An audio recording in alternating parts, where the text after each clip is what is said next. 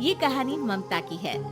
बचपन से ही घर में ये एहसास दिलाकर पाला गया कि औरतों को बोलने का हक नहीं है। अरे ममता, जरा जल्दी जल्दी हाथ चलाओ। रोज ऑफिस में देर पहुंचता हूँ तुम्हारे कारण। लेकिन आपका सारा खाना पैक और तैयार भी है। अरे जबान जितनी चलाती हो उतना अगर हाथ चलाती ना तो शायद घर को अच्छे से मैनेज कर पाती। क्या मतलब है? क्या नहीं मिला आपको? मोजे कौन देगा? ममता भागकर पति को मोजे देती है। वो हर किसी का ख्याल रखती, लेकिन उसके घर में रोज का रोना लगा रहता। अरे माँ, आज स्कूल में टीचर ने मुझे फीस के लिए डांटा। माँ, मुझे अच्छा नहीं लगता कि स्कूल में फीस के पैसों के लिए मुझे कोई भी बात सुनाए। अरे पर बेटा, ये तो पापा करते हैं ना, सारा ऑनलाइन। मुझे तो इसकी जानकारी भी नहीं है। हाँ, बना लो बच्चों के सामने मुझे बुरा। अरे करता तो मैं ही हूँ, माना, लेकिन मुझे कोई सपना थोड़ी ना आएगा कि बच्चों की फीस जमा करनी है। अरे बताओगी तो तुम ही ना। ममता की अब ये आदत में शुमार हो चुका था। वो हमेशा हर बात के लिए खुद को ही दोषी मानती। एक दिन वो पड़ोस की दोस्त से कहती है, समझ नहीं आता यार, मैं इतनी डम कैसे हो सकती हूँ। बात तो सही भी है ना। अब पति बेचारा नौकरी करे, पैसे कमाए, या फिर ये देखे कि बच्चों की फीस का वक्त है। क्या करूँ यार। पता नहीं, मेरे पति तो सारा काम खुद ही करते हैं। वो तो कहते हैं कि तुम थक जाती होगी, सारा दिन घर बाहर बच्चे। तो अच्छा, ऐसे भी पति होते हैं क्या? अरे क्या बात कर रही है? भाई साहब कभी तुझे किसी बात के लिए सुनाते नहीं? किसने कहा नहीं सुनाते? अरे ये पति चीज ही ऐसी होती है कि बिना पत्नी को सुनाए उन्हें चैन की नींद कहाँ आती है। तो तू भी परेशान रहती होगी कि कैसे, क्या, कब भूल गई। अरे वो तो मुझे बस इस बात के लिए ताना देते हैं कि मैं वक्त पर खाना क्यों नहीं खाती या पार्लर जाकर अपनी साज सज्जा क्यों नहीं करवाती। पड़ोसन बोल ही रही होती है कि ममता के बेटे की आवाज आती है। अरे माँ, क्या हो गया? लग नहीं रहा कि आज आप मुझे पानी भी देगी। अरे कब से खाने के लिए वेट कर रहा हूँ। अरे यार, मैं चलती हूँ, बेटा खाने के लिए वेट कर रहा है। मैंने उसे खाना भी नहीं दिया। अरे 12वीं में पहुँच चुका है तुम्हारा बेटा, उसे बोलो खुद पानी लिया करे। मैंने तो अपने बच्चों को काम करना सिखाया है। अरे यार, खुद की भी तो कोई लाइफ है। माना जब नहीं कर सकते थे तो किया, लेकिन अब इतने बड़े बच्चों की हर बात मानेंगे तो मुश्किल तो अपने को ही होगी। ममता को पड़ोसन की बात में दम तो लगता है, लेकिन करे क्या, आदत भी तो खुद ही ने डाली थी। ममता घर जाती है कि तभी बेटी आ जाती है। माँ, परसों मुझे एक शादी में जाना है। तेरी वो जो लाल वाली साड़ी है ना, उसे दे देना। मैं आज जाकर टेलर को दे दूंगी, वो उस साड़ी से सूट बना देगा। अरे नहीं तारा, वो मेरी माँ ने मुझे दी थी और उस साड़ी से मेरी काफी भावनाएं जुड़ी हैं। तुमको ना मैं दूसरी साड़ी दे दूंगी। ओके, कोई बात नहीं, लेकिन आज दे ही देना पक्का। तारा माँ की साड़ी से सूट बनवाकर पार्टी में जाती है, लेकिन जब वो पार्टी से लौटती है, क्या है, मैं तो समझ ही नहीं पा रही हूँ। अरे जब वो साड़ी मांगी थी तो ये छल्ली सी साड़ी क्यों दे दी? मैं ही पागल थी जो इस साड़ी का सूट बनवा लिया मैंने। माँ, जानती भी हो कि कॉलेज में मेरी कितनी हंसी उड़ी। तभी वहाँ ममता का पति सुनील आ जाता है। अरे गवार औरत, जब बेटी साड़ी मांग रही थी तो दे देती ना। अरे पापा, इनके तो इमोशंस जुड़े थे उस साड़ी से।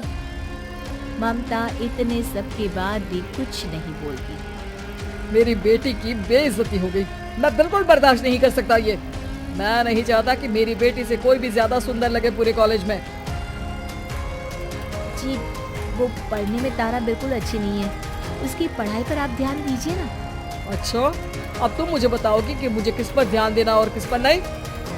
रमेश जैसा ही ये वाक्य पूरा करता है, ममता की बेटी और पति उस पर जोर जोर से हंसते हैं। अरे ठीक है ना, पता ही नहीं चला कि कैसे वक्त इतना बीत गया। अरे कैसे पता चलेगा माँ, हम लोगों के पीछे जो तू बैताल की तरह चिपकी रहती थी, तुझे कैसे वक्त का पता चलता?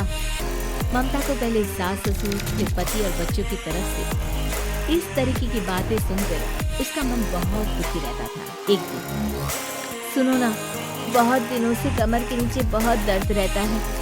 कल मैंने देखा तो एक घोड़ा था, अरे ममता, एक बार अपने पति से बात करो, वो तुम्हारा फोड़ा डॉक्टर को दिखा देंगे। अरे नहीं नहीं, वो तो गुस्सा हो जाएंगे। अरे क्यों गुस्सा हो जाएंगे? तुमको दर्द है? हाँ, लेकिन वो यही बोलेंगे कि ऑफिस जाऊं या फिर तुम्हें लेकर डॉक्टर के पास। तो बेटे से ही बात कर ले। अरे वो तो मैं कर लूं, लेकिन फोड़ा है ऐसी जगह कि उसे बताते मुझे शर्म आएगी। लेकिन कुछ ना कुछ तो करना जरूरी है ना। ऐसे कब तक फोड़े के दर्द से तड़पती रहेगी? अब तो सोच रही हूँ कि इनसे बात कर ही लूं, वरना दर्द के मारे कहीं मर न जाऊं। लेकिन शाम को। ममता, क्या किया तुमने आज? खाने के डिब्बे में कैसा खाना दिया था? दाल खराब हो गई थी। कब की थी? दाल तो मैंने सुबह ही बनाई थी, खराब कैसे हो गई? अच्छा सुनिए ना, मुझे कहना है कि अरे गरम दाल बंद करोगी तो ऐसा ही होगा ना। बेइज्जती हो गई सबके सामने मेरी। ऑफिस वालों ने ऐसा मजाक उड़ाया कि क्या बोलूं। वैसे ठीक से खाना देना है तो देना, वरना खाना देना बंद कर देना। बाहर खा लूंगा मैं। ममता जो पति से अपनी परेशानी बताने वाली थी, वो अब ये सोचने लगती है कि कल से पति को खाने में क्या दे। अगले दिन ममता थकी थकी सी हालत में। आप लोगों के लिए नाश्ता बना दिया है, खाना बनाने की हिम्मत नहीं है आज तो।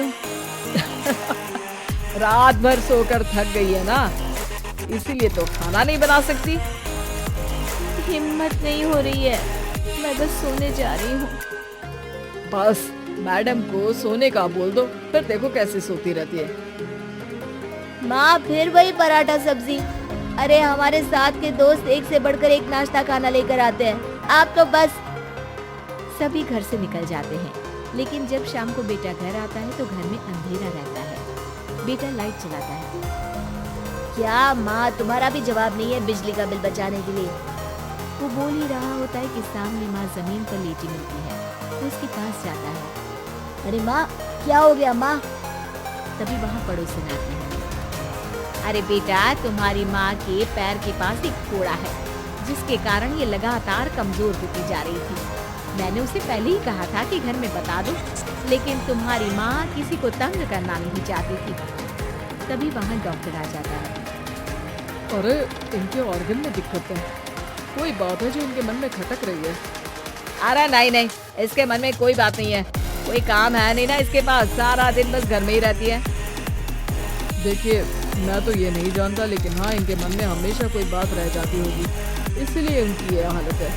अगर आप समय से नहीं ले आते तो हो सकता था कि। अरे नहीं नहीं डॉक्टर साहब, हम पूरी कोशिश करेंगे कि वो ठीक हो जाए। हम लोगों ने अपनी परेशानी माँ के सामने रखी, लेकिन किसी ने माँ की दिक्कत को जानने की कोशिश तक नहीं की। हाँ, मैंने भी ममता को हमेशा घरेलू जरूरत से ज्यादा काम का नहीं सोचा था। ममता को होश आता है और वो खुद को अपने बेडरूम में देखती है।